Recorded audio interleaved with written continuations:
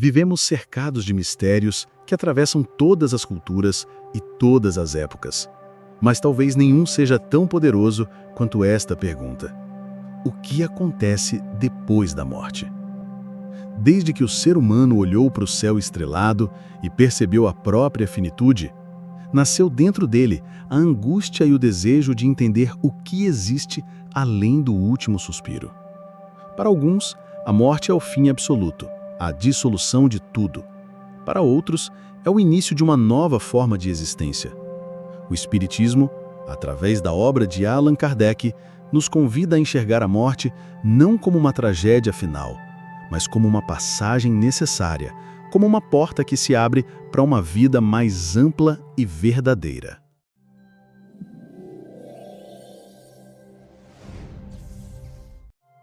Quando o corpo silencia, a alma desperta.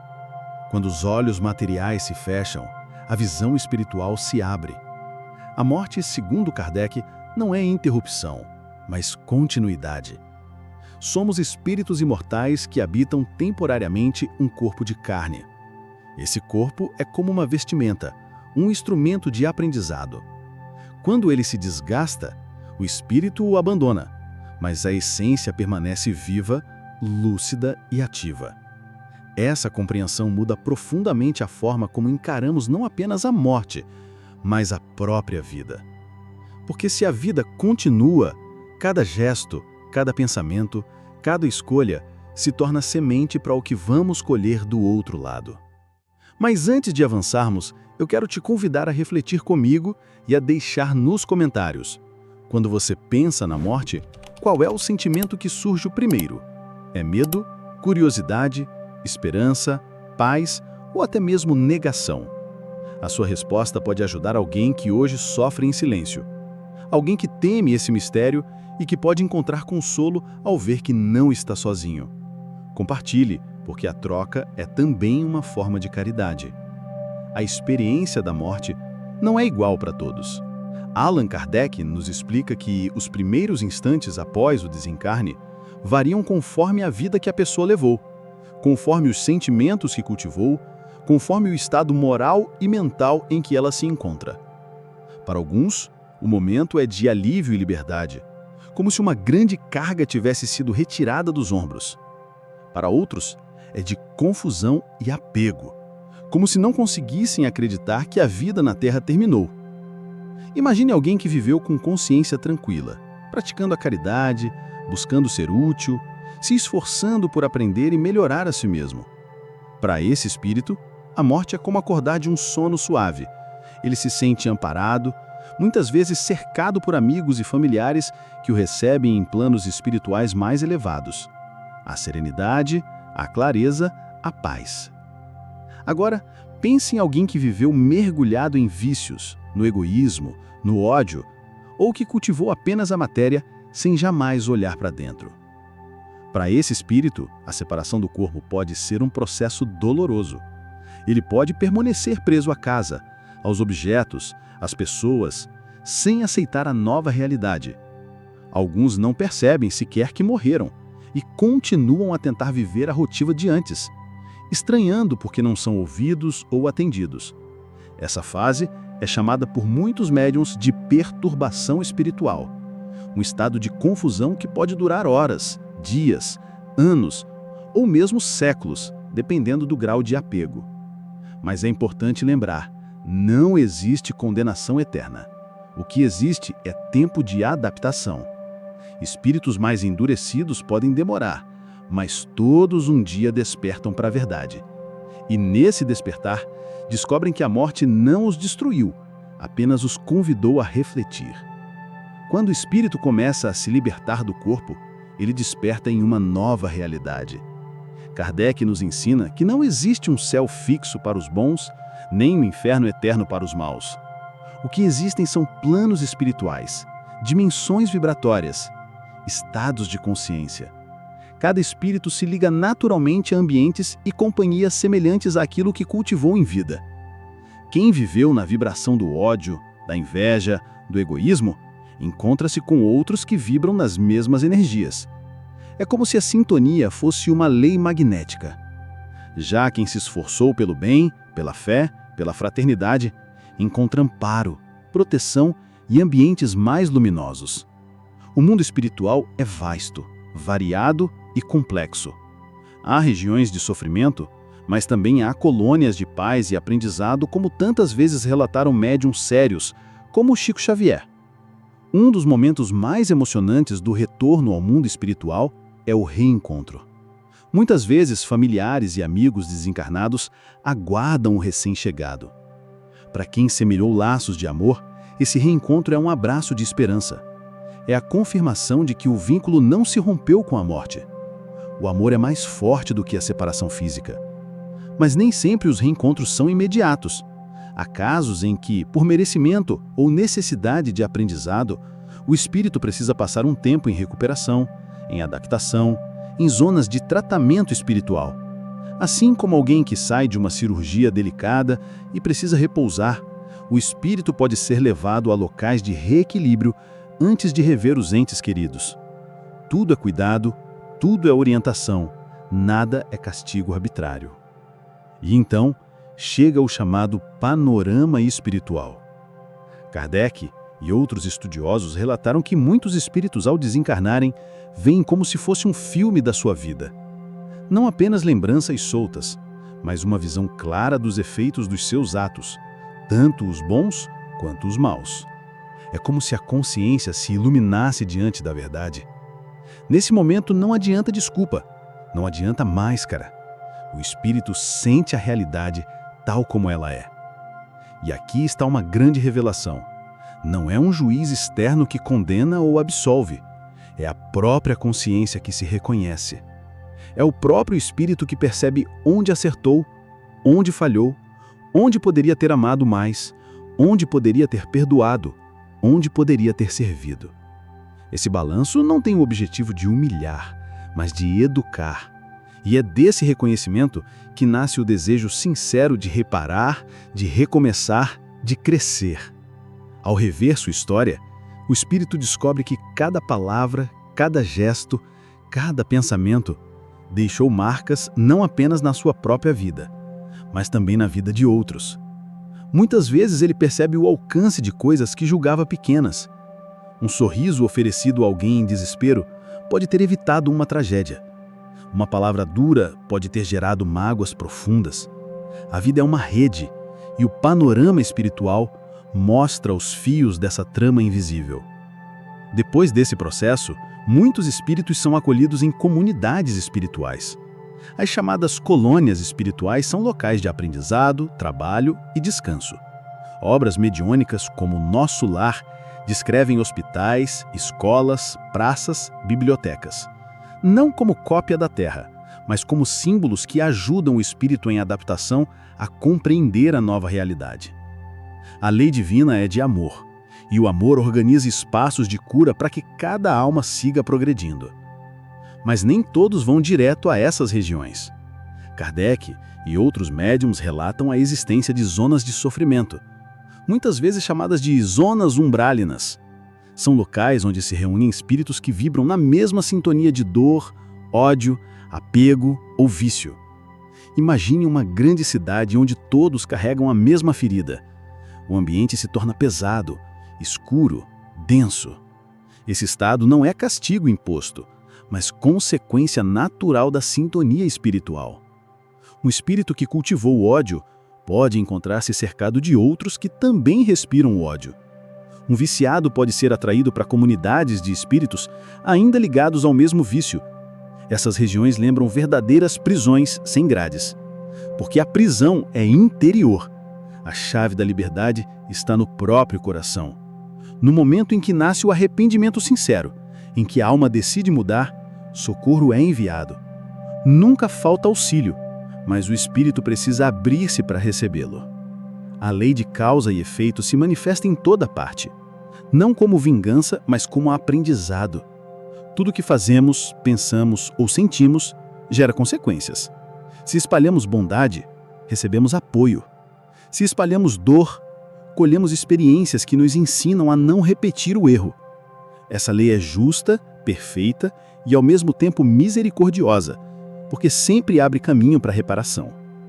Quando o espírito reconhece suas falhas, nasce dentro dele o desejo de corrigir. É nesse ponto que surge o planejamento reencarnatório. Guiado por mentores espirituais, o espírito pode escolher provas e expiações que servirão de lições na próxima vida. Algumas vezes ele volta para reparar débitos com pessoas que magoou. Outras vezes aceita nascer em condições desafiadoras para desenvolver virtudes como a paciência, a humildade ou a compaixão. A reencarnação, segundo Kardec, não é castigo, mas bênção. É a chance de retomar a lição inacabada, de refazer o que foi mal feito, de escrever uma nova página na história espiritual. Cada vida é uma sala de aula. Uns aprendem matemática, outros aprendem literatura, outros ainda aprendem lições de amor. Mas todos, sem exceção, caminham rumo ao mesmo destino: a perfeição relativa que Deus nos reservou.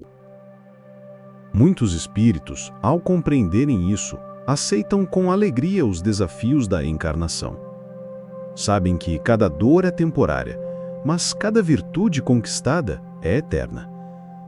Outros ainda resistem, tentam adiar, querem evitar responsabilidades, mas a lei divina é paciente e, cedo ou tarde, todos aceitam o chamado.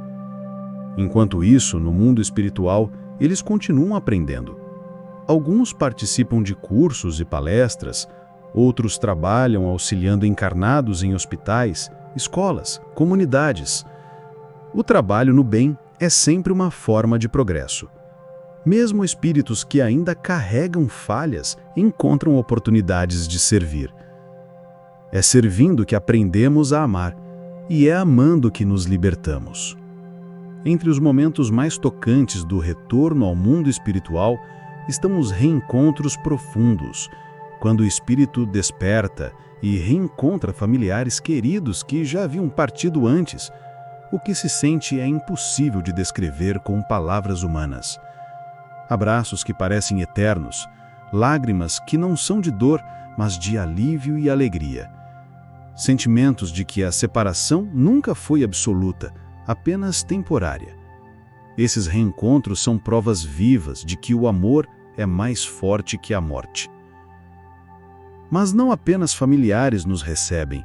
Muitas vezes somos acolhidos por guias espirituais, benefitores que nos acompanharam discretamente durante toda a vida. Eles se apresentam como amigos antigos, ainda que não os reconheçamos de imediato. A verdade é que ninguém caminha sozinho. Mesmo nos momentos em que pensamos estar abandonados, sempre há presenças espirituais nos sustentando em silêncio. Nesses encontros, aprendemos também sobre a missão que cada um de nós carrega. A vida terrena não é um passeio aleatório. Cada encarnação tem um propósito, uma lição central, uma oportunidade de evolução. Quando voltamos ao mundo espiritual, percebemos com clareza se cumprimos ou não o que havíamos planejado antes de nascer. Alguns espíritos descobrem que realizaram mais do que esperavam e se alegram. Outros percebem que falharam em pontos importantes e pedem nova chance. Nenhuma falha é definitiva. Cada erro é uma oportunidade de aprendizado. Testemunhos espirituais recebidos através de médiuns sérios reforçam essas verdades. Chico Xavier, por exemplo, psicografou centenas de cartas de desencarnados para seus familiares. Nessas cartas, os espíritos descreviam como despertaram, como se adaptaram, como reencontraram pessoas queridas. Alguns relatavam dor e perturbação nos primeiros momentos, mas também relatavam o amparo recebido. Outros narravam experiências de paz indescritível, como se fossem envolvidos por uma luz suave que os embalava. Essas mensagens servem de confirmação. A morte não é um abismo, mas uma travessia. O espírito não perde a individualidade, não perde a memória, não perde os laços de amor. Ele continua sendo ele mesmo, apenas liberto das limitações do corpo. Ao despertar no mundo espiritual, muitos espíritos são convidados a missões específicas. Alguns ajudam em hospitais espirituais, outros acompanham grupos de estudo, outros se tornam protetores de famílias na Terra. Até mesmo aqueles que falharam muito em vida encontram mais cedo ou mais tarde uma tarefa de auxílio. É no trabalho que se fortalece a vontade e é na caridade que se cura o coração. Há também relatos de espíritos que retornam rapidamente à Terra, reencarnando em poucos anos. Isso acontece quando há necessidade urgente de reparação ou quando a alma pede novas oportunidades para continuar seu progresso. Outros permanecem por décadas no plano espiritual, estudando, servindo, se preparando para tarefas maiores. O tempo é relativo e cada um caminha no seu ritmo. O importante é compreender que a morte não é estagnação. A vida após a vida é dinâmica. Ninguém fica parado. Sempre há algo a aprender, algo a reparar, algo a servir. O espírito é chamado constantemente à evolução. E é aqui que percebemos a beleza do ensinamento de Kardec. A morte não é punição nem recompensa automática. É apenas um degrau na escada infinita da vida. A cada degrau, novas paisagens, novos aprendizados, novas responsabilidades. As colônias espirituais são verdadeiras universidades da alma.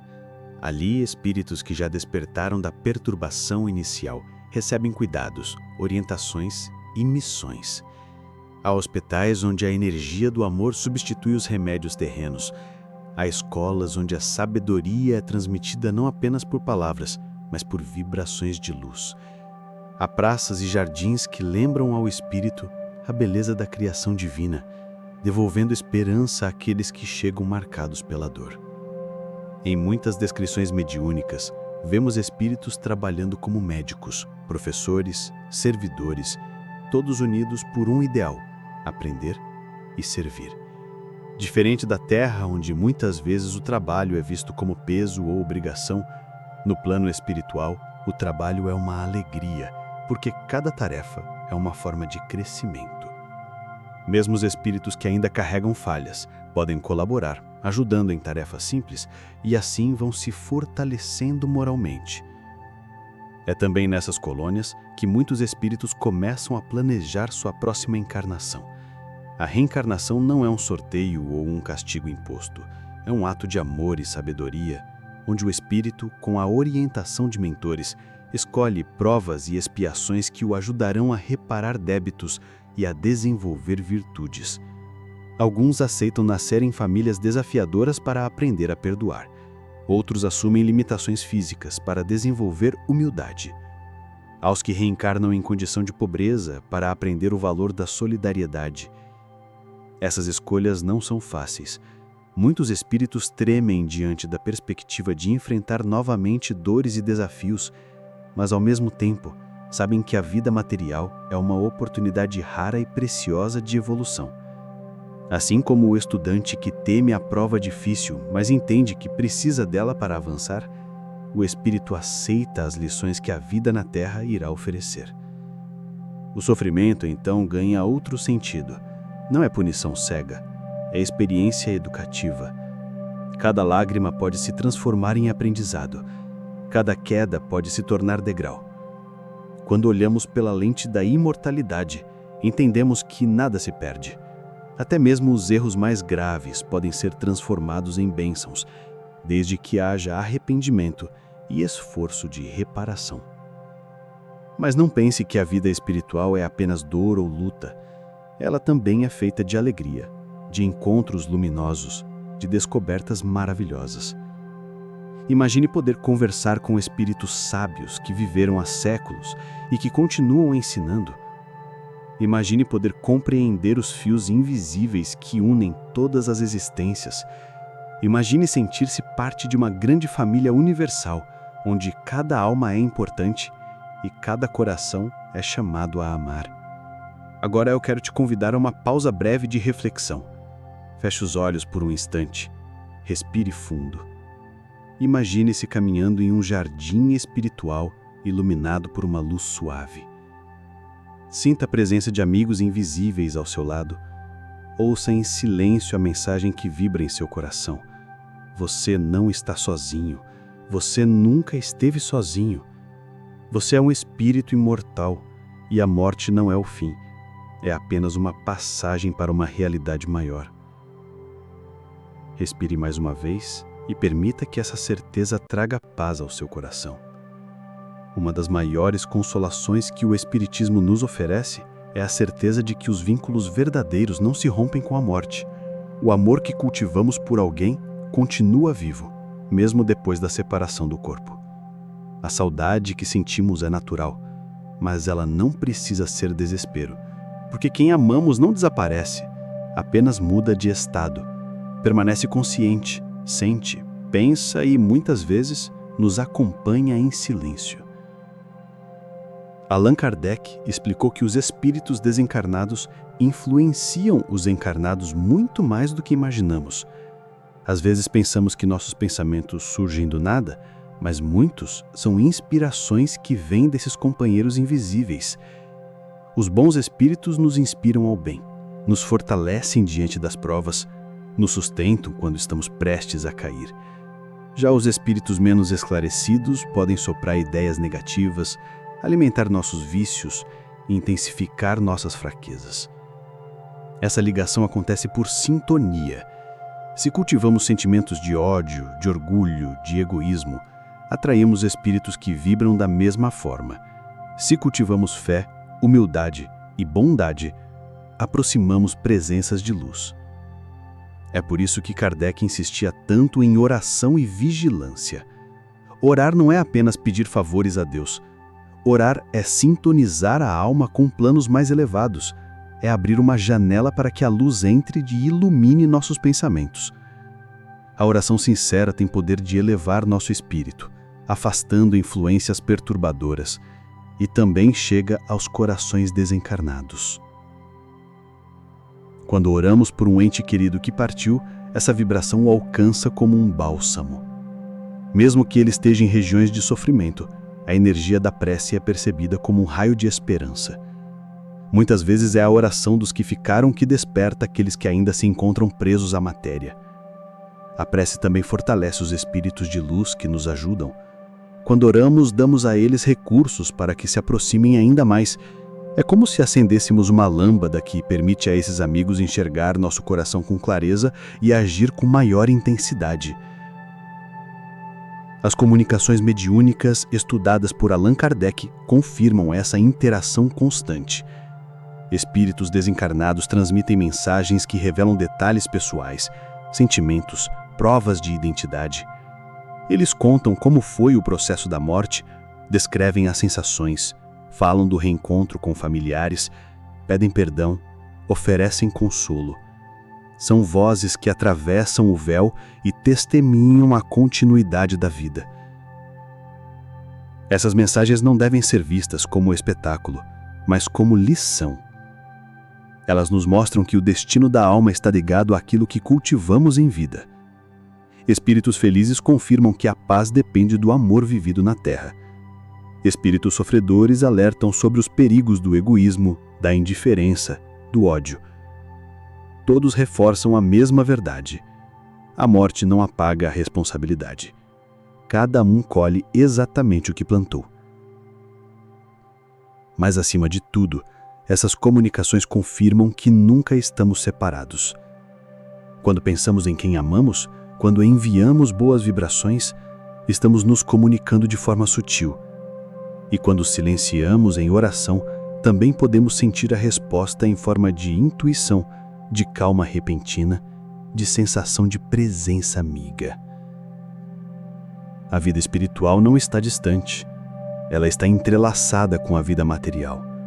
O mundo visível e o invisível convivem, se influenciam, se completam.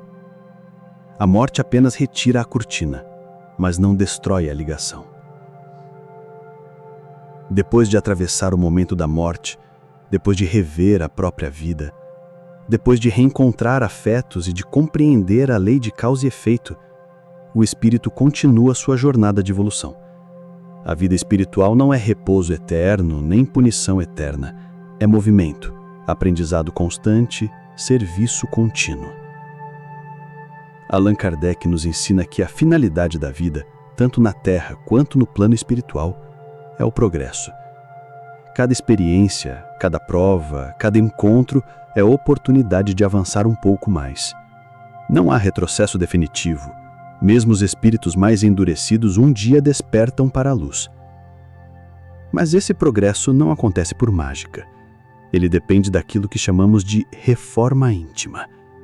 O espírito precisa reconhecer suas falhas, decidir melhorar, lutar contra seus vícios, cultivar virtudes. É nesse esforço que se dá a verdadeira evolução. Não basta apenas esperar o tempo passar, porque o tempo por si só não transforma ninguém. O que transforma é a escolha de mudar. Por isso, muitos espíritos pedem novas encarnações como oportunidade de trabalhar pontos específicos.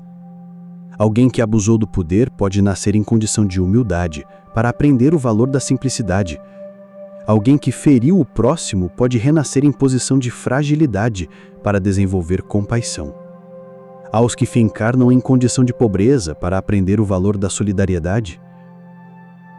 Essas provas não são castigos, mas remédios.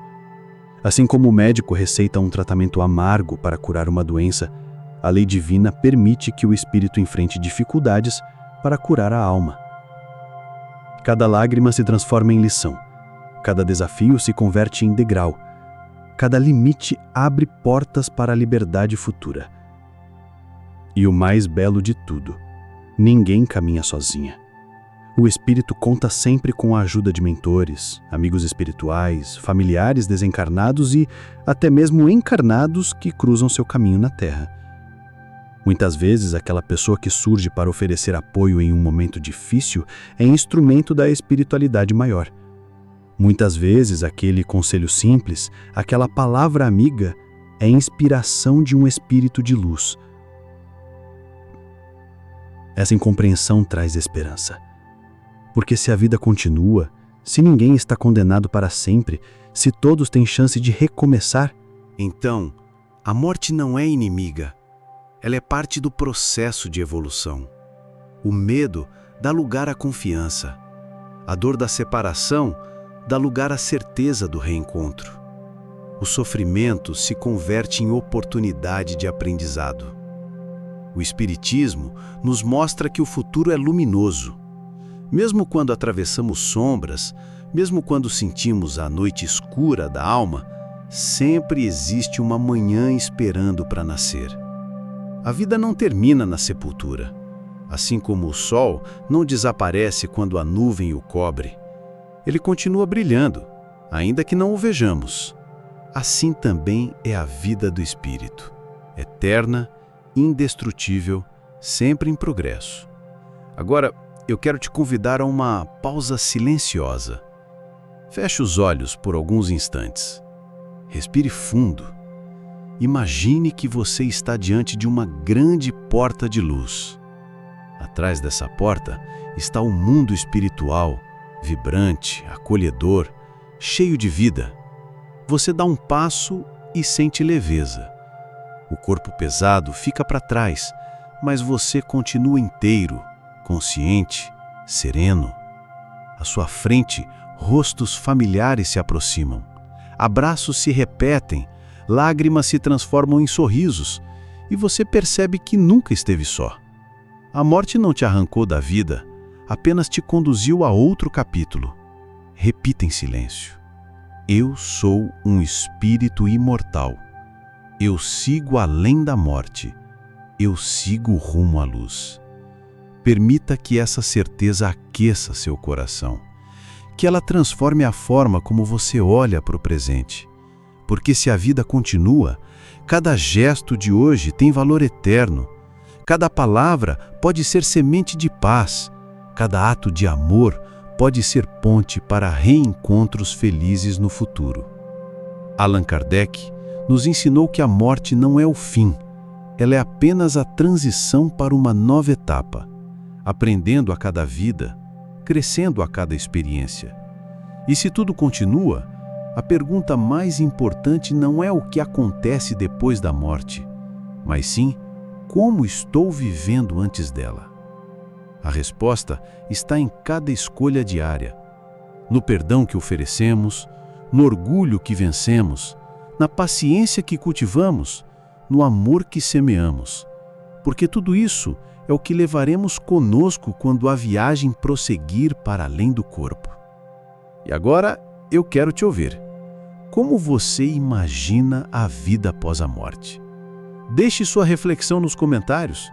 Ela pode ser um farol para alguém que hoje teme a morte e precisa de esperança.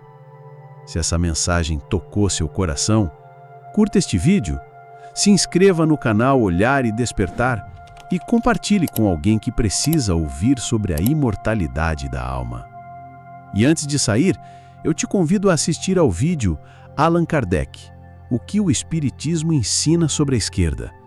Nele nós refletimos sobre política, consciência e fraternidade, mostrando como os ideais de justiça social podem ser iluminados pela lei de amor. Tenho certeza de que essa reflexão vai completar o que você aprendeu hoje.